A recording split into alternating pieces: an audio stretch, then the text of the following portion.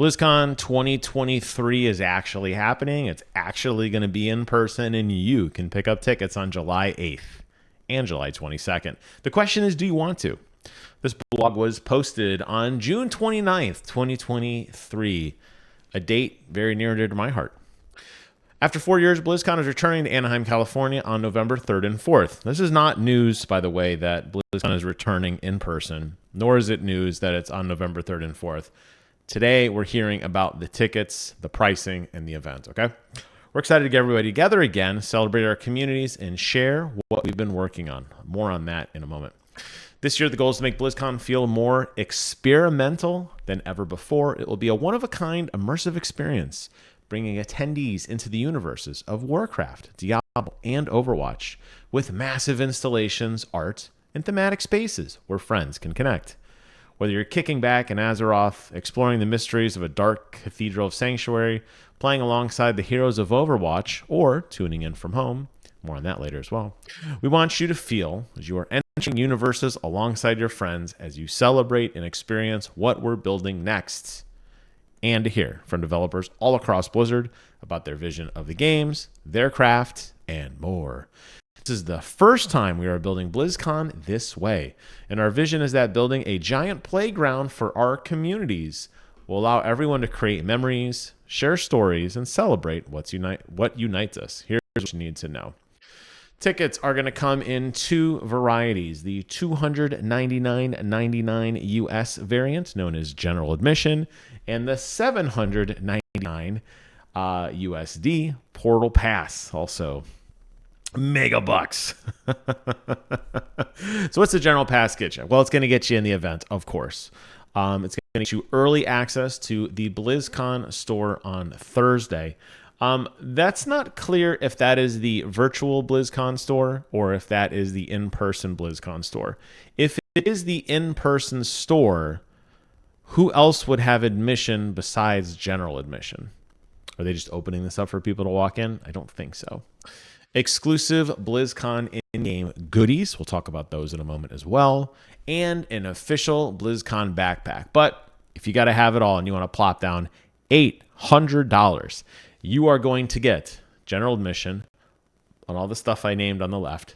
In addition, an exclusive Portal Pass lounge. This is a private viewing lounge, private concessions, gameplay experiences, concierge support, Blizzard employee meet and greets, and more. Separate registration line, separate security line, and early convention on Friday. Early convention entry on Friday and early convention entry on Saturday. Saturday it says lounge only, so that's kind of interesting.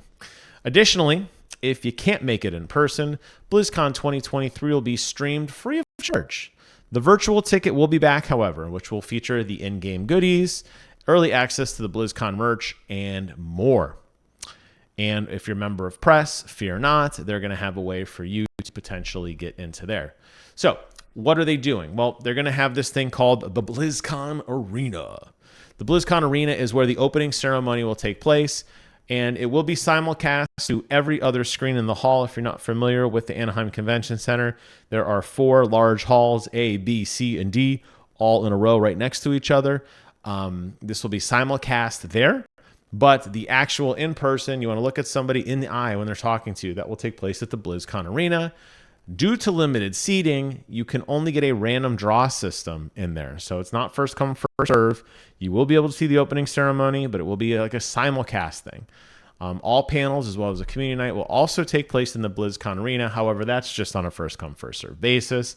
And all panels, such as the community night and all that stuff, will be simulcast everywhere. So again, if you're not in the arena, fear not, you will be able to see it. And if you are a virtual attendee, fear not, you will be able to see that for free in the comfort of your own home. They are going to have a bunch of different categories for prizes again. This is pretty standard fare, most creative movie, most creative song, most creative costume, They're also going to have the charity auction, which is back again this year. This time it's featuring the charity known as Direct Relief. They will have a virtual auction for lots of stuff. They'll have helmet replicas, sword replicas, artwork, these sorts of things. You'll bid on them. The highest bidder wins, and you get them. You do not have to be in person to do this. This is 100% online. They're also going to have the Overwatch World Cup, the first time ever of Overwatch 2.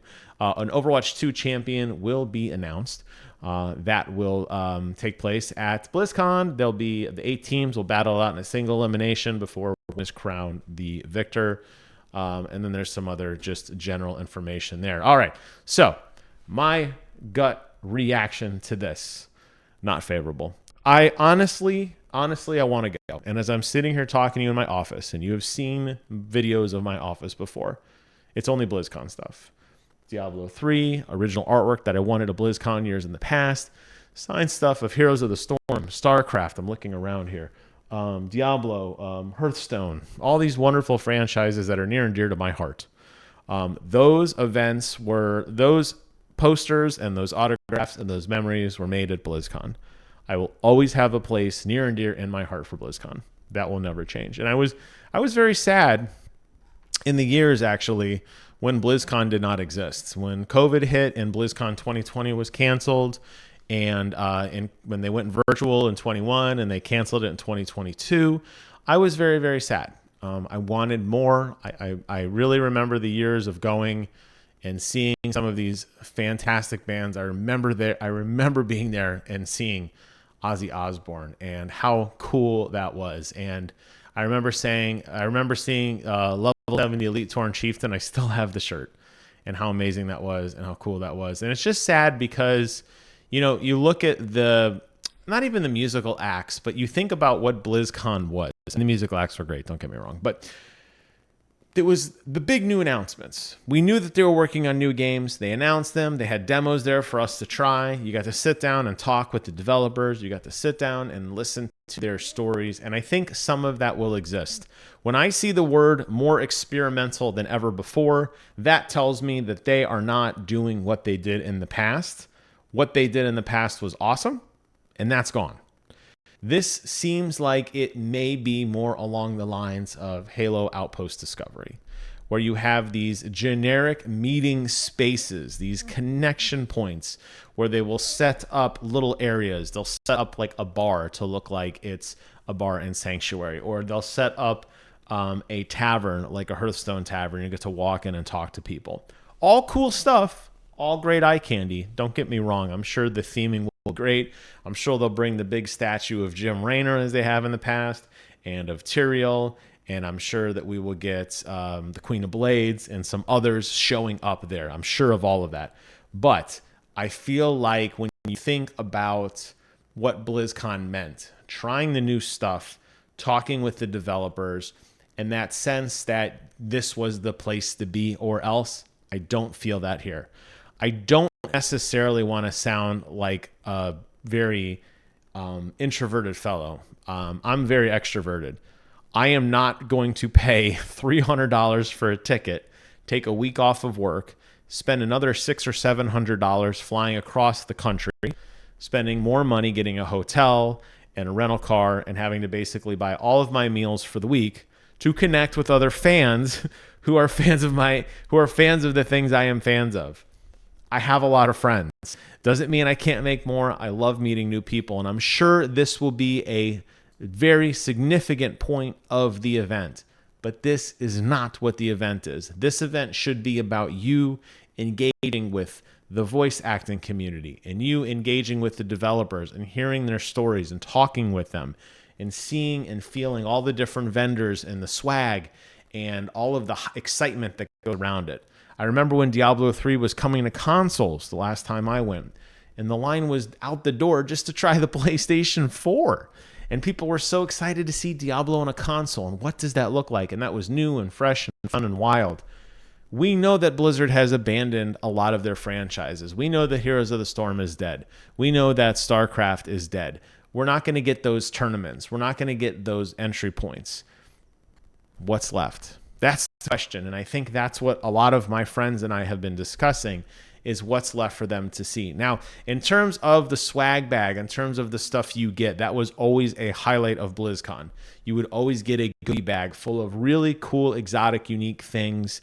I remember that was when they announced the Cute But Deadly line for the first time. I have little Arthas here holding his little Frostmourne on my desk, and I absolutely adore it. It's a really, really cool thing.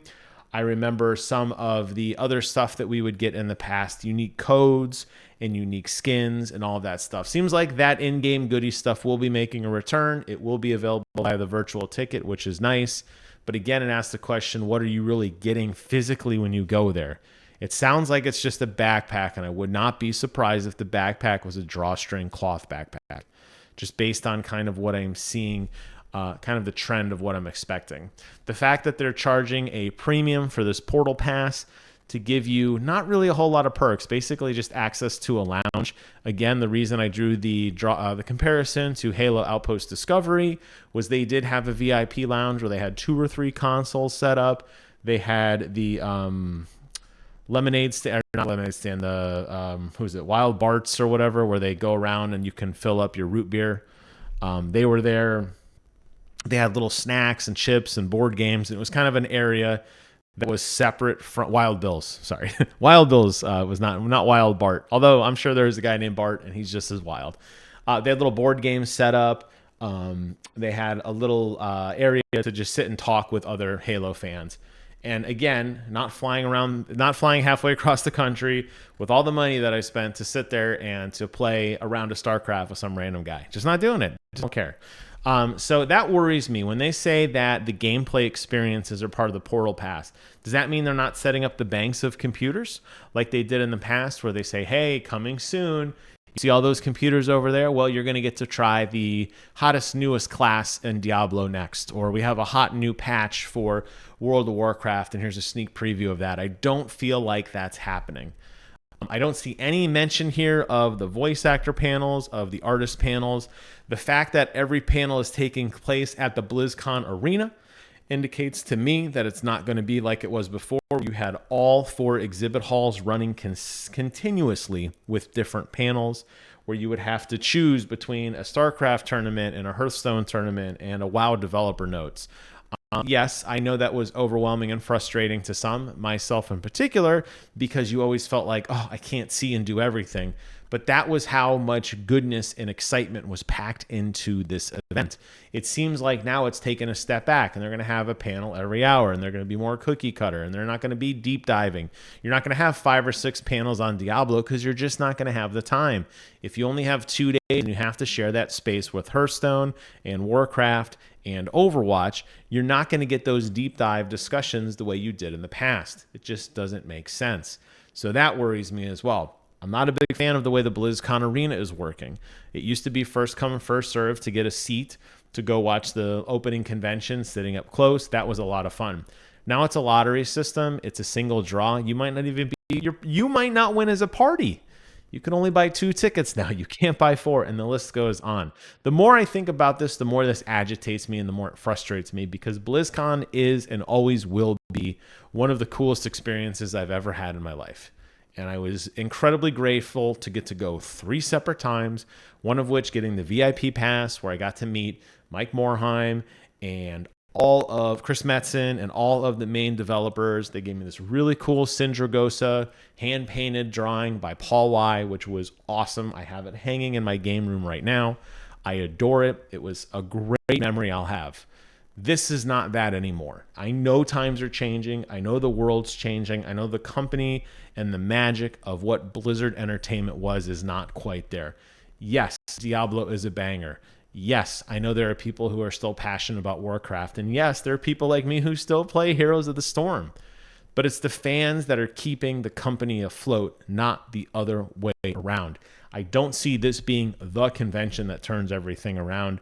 I think at best this is a watch item for most of us who live on the eastern part of the United States, and it'll be a wait and see. I will definitely get the virtual ticket because I'm curious to see what happens, but in terms of showing up in person, seems highly unlikely. And if I am absolutely wrong, and it turns out that there is absolutely an amazing reason to go, then I guarantee you BlizzCon 2024, my wife and I will be the first people waiting in line.